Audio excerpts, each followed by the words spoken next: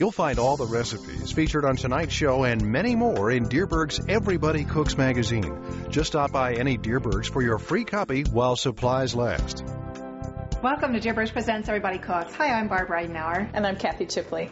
We're going to show you some of our favorite recipes from the June Everybody Cooks magazine tonight. We're going to start with some cooking in the kitchen, and then we're going to head outdoors to the grill. That's right. It's summertime in St. Louis, and that means baseball season is in full swing. Tonight we've got a very special guest. We'll leave the home runs on the field to the husbands. We've got Deidre Pujols, wife of Albert Pujols, here to make a home run in the kitchen. Welcome. Thank you. Actually, welcome back. Right. Thank you for having me back. Well, tonight we're going to make one of Deidre's favorites, homemade empanadas. That's right. And they're delicious. And by homemade, a big part of that homemade is the dough. Absolutely. And don't be scared. Sometimes dough scares people to try to make, but this one's very simple. And we've started out with flour in a food processor. Okay. And all we're going to add to that is sugar and baking powder. Mm-hmm. The baking powder is going to get it a nice puff to that dough. So that will be good. And then we add a pinch of salt. Okay. And we also have shortening to the to the mix here, okay. And we're going to pulse it for a little bit until it gets almost like just a coarse crumble. Okay. Good to go. Here we go. We'll pulse it.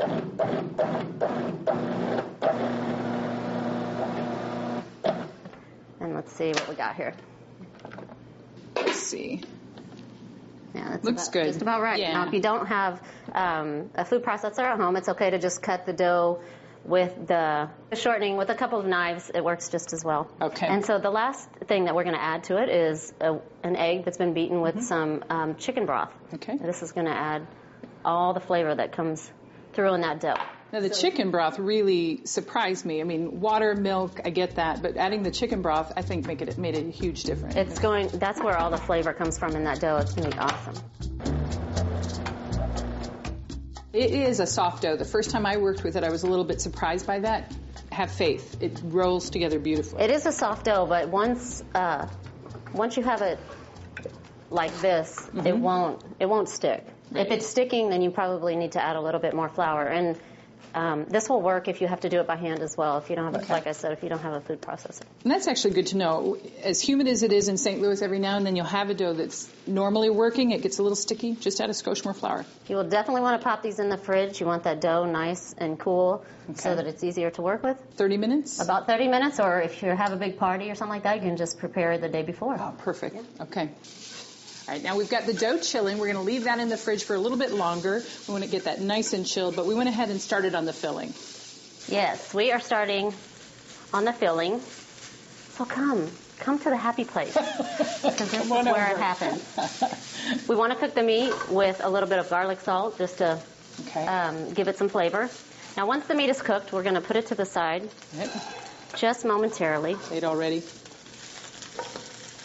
We don't want to wipe the pan down because we really want the flavor there. Save all the drippings. Okay. We're going to just push that to the side there. If you want to add our vegetables. Okay. Now, do you need a little bit more? Okay. We will put a little bit more oil. Just a dab of olive oil. Okay. We'll add our vegetables. All the vegetables, beautiful. We have green bell pepper, yellow bell pepper, tomatoes, minced garlic, and onion. Wow. Very colorful. And at this point, you can really use, if you like, any other kind of vegetable. Mm-hmm. You're welcome to add that in. Sometimes I do tomato paste. Sometimes I sneak in olives when I do empanadas, olives. Just a little bit of sweet, salty hit. Sometimes in traditional empanadas, you'll find raisins. Oh, okay. It's not uncommon. Okay. But today we're going to keep it pretty basic. You can add our spices, which we have chili powder. And that seems like a lot, but I've tasted it. If you've got kids that you're cooking for, don't worry. This is really on the mild side. I have 4 kids, so there's definitely cooking with kids in no room to make things spicy right now. We also have just added cumin. Okay. And the cumin powder just kind of gives it that smoky flavor. All right. We have 1 beef bouillon cube that we'll add. Okay. At this point, we can go ahead and add our meat. Okay. And scrape that back. We will get everything mixed up together, and we will let it cook for another 5 to 10 minutes. Okay. Just to kind of blend flavors? That's right. And to really make sure that it's, the saltiness that you like. If you feel like it needs a little bit more spices or whatever there, you can go ahead and put that in at this time. Okay. So we have our dough right at about the place that we want it. We have it rolled out. Thickness? the thickness, yes. And we can begin to go ahead and cut the circles out. Okay. You can make them really about any size that you want. Albert eats them a little bit larger. If you're having a party or you need appetizers, if they're for kids, you might want them a little bit smaller. So I'll show you a trick that I do. The dough has a tendency to shrink, so... I can get one more. Yeah, you're figuring it out. So we'll take the circles individually. Okay. And we'll press them out just a bit. To make each one a little bit? Okay. Yeah. You don't want them too thick. Show me how thick. So how big you want these? You just put it down. The nice thing about this dough is it won't stick to your roller. Okay. If it does, it's probably already sticking to your hands and you know it wasn't right. So just to get it out a little bit, doesn't have to be pretty. Okay. And we're going to put about 1.5 spoons of our meat mixture right into the middle. We'll fold it over, and I kind of just seal it first. Make a little hem. Yeah, make a little nice little bread hem kind of, and then I know it's pretty, but... No, it is pretty. But because you're putting it in oil, you don't want the empanada to open. I kind of just secure it one more time with the fork. So our dough looks nice and golden, which is what you want.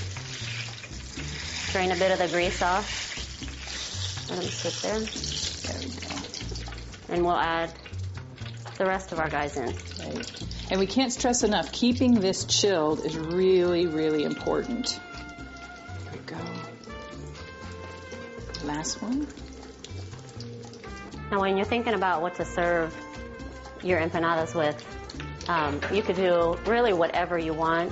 One of the things that I absolutely love is having a aioli sauce served with it, which is just, mayonnaise. You can do a mayonnaise and ketchup base for your kids, or you could do mayonnaise with adobo sauce and a little bit of lime juice. Okay. Just kind of mix that up. That's a little spicier. Now you'll see when you say adobo sauce, in the ethnic food aisle, you'll find chipotles and adobo, just smoked jalapenos with an adobo sauce, like a tomato broth. You can just take some of the sauce and sneak it into the mayonnaise. That's right. And then also, you guys are going to serve today with Cholula, and and that is my favorite hot sauce, so that's perfect. Mine too. Okay, we have waited long enough. The last of them are done. Can I serve you up? Yes, you may. Go. Try one. Now, you can try the aioli, but actually with a little hot sauce, these are good, too. They are. And again, you can do your mayo and ketchup dip. You can just do ketchup. Or just eat it just like it is. I'm not even going to wait for you. Cheers. Delicious. Now, I want to finish this up, but I was going to ask first, how many servings is this for your husband? Well, he could eat all of these in one sitting if I allowed him. But I usually give him bigger ones so he doesn't think he's eating as much. So he can fill up with that? Yes. Now, if you're not eating all of these and looking for maybe a way to round out your menu, we suggest trying our margarita fruit salad. Cut up your favorite fruit and toss it with a really easy dressing flavored with a little tequila and some agave, a natural sweetener. It makes a fantastic menu. Dee Dee, thank you so much for sharing another great recipe with us. Thank you very much for having me back. Please give our best to Albert for a great season. Will do. And we're going to take a quick break. When we come back, we're going to head out to the grill, some fantastic summer feasts. So stay tuned.